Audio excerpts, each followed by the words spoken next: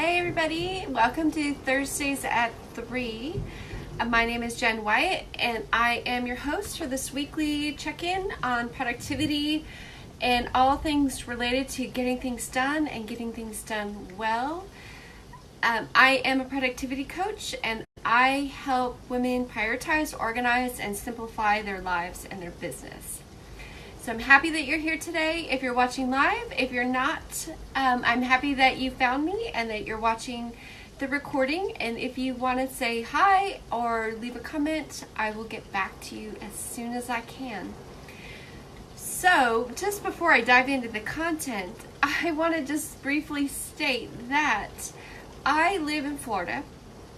And summers in Florida, I mean, most people typically think of Florida as the sunshine state, which is what we are known for, and mostly because we're really sunny about 80% of the time, especially in the winter time. Winter times are our dry times, so it's very sunny, it's nice and warm, it's pleasant, and that's why a lot of people winter here. But in the summertime, it's crazy rainy. It's our hurricane season. So right now, I don't know if you can hear it, but there is a downpour going outside. There's thunder and lightning. And so if you hear a loud crash or if for some reason I go out, please know it's because I am having monsoon-like weather. So on that note, I want to talk about balance today. Now, balance is kind of a hot topic, which seems funny because it's just balance, right? But it's been a hot topic. I've heard a lot of people speak on it recently because there's a lot of debate whether or not balance is really a real thing or if it's just some kind of a myth that life coaches make up because we want you to feel like you have to achieve something, or if it's a myth that we tell ourselves because when things feel out of control, we don't really know what to do with it. So our instinct is to go, oh, well, I'm just out of balance right now, right? Well, let's talk about that because I have my own opinions and my own thoughts on balance. I wrote a blog this week called 6 Ways to Create More Balance in Your Life. I do believe it is a real thing, but it really has a lot to do with how we structure our time and how we think about our time and how we get things done. I think we can get really off balance when we spend too much time working. Like I'm a recovering workaholic. I love to work. I love to dig in and get things done and to organize things and to plan. I could spend all day planning something. But the problem is that when we spend all day doing one thing, there's the other things in our life that don't get tended to.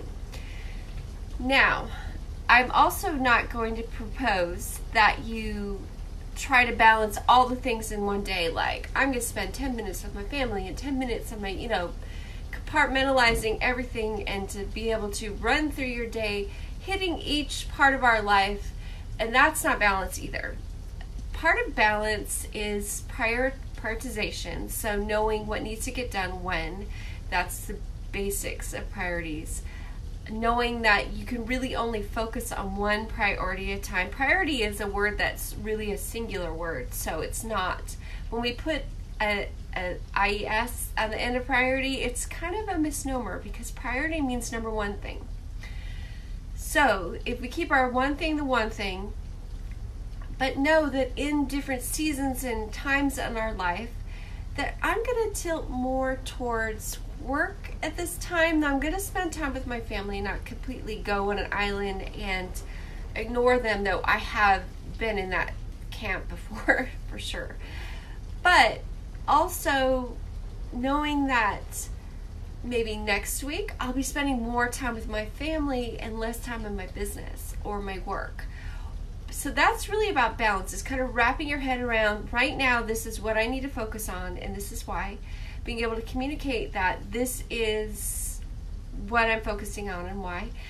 And also learning that as you go through your day, your week, and you keep an eye on your calendar, balance is really about keeping in a forward motion without getting too stuck in one place. So this week I wrote a blog on this, and you could check that out. I talk about this more in depth and probably a little bit more clearly, since I'm a little distracted with the rain that's happening outside. But and the title of the blog is 6 Ways to Create More Balance in Your Life. Today I'm just going to briefly go through three points that I wanted to bring up, and then I will let you get on your productive and merry way. So one of the things I want to talk about is balance is often about moving forward, but learning when you need to stand still. And that sounds funny, but because how could you be moving forward but then standing still? And it sounds complicated and it seems weird, but really what it is recognizing the moments when you need to pause. I have been practicing quiet time. I'm an overachiever, and so quiet time to me used to freak me out because it's like, oh, I have all these things I have to do, and now you want me to sit still and to think about nothing? Awesome.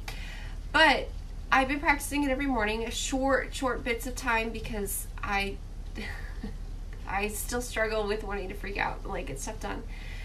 But my total quiet time, meditation, the things that I'm doing in that space, really studying and journaling, it takes about an hour in my morning. It's the first thing that I do.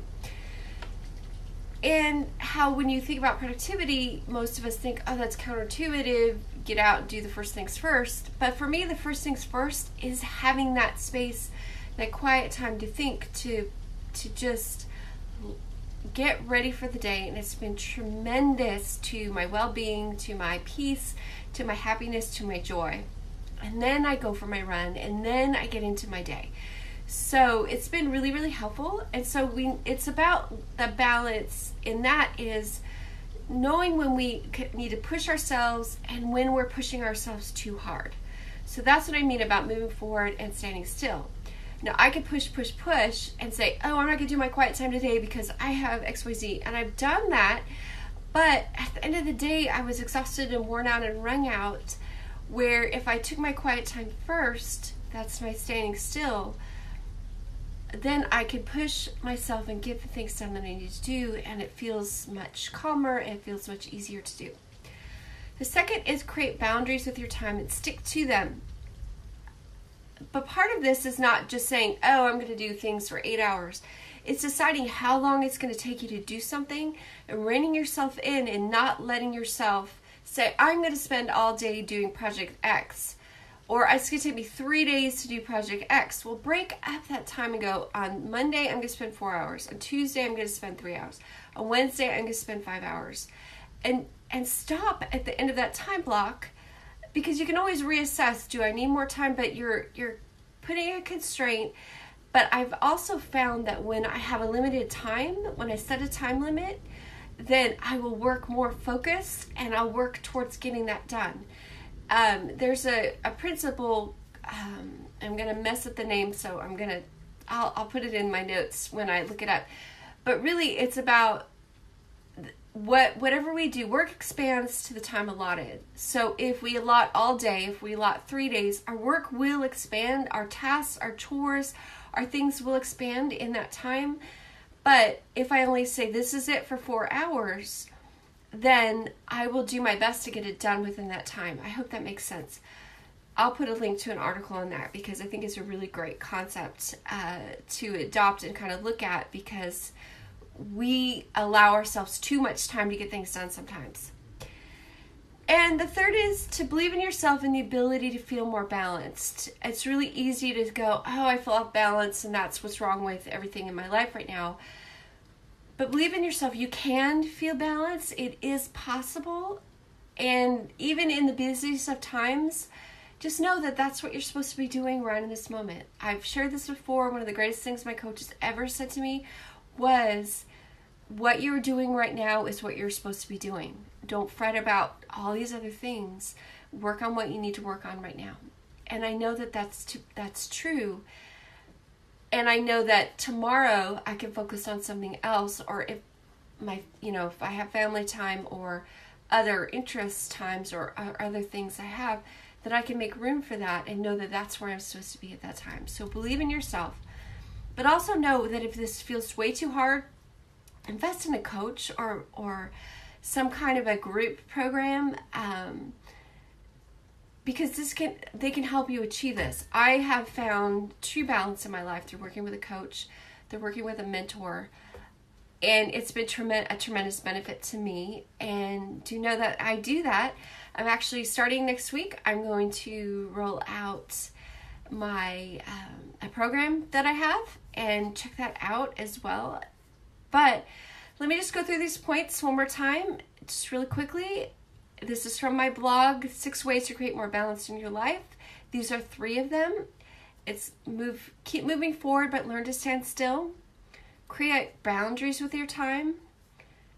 And stick to them, that's important. And believe in yourself that it is possible to feel like you have balance in your life. That you can, it feels like you're juggling all the things while walking on a tightrope. I mentioned that on my blog.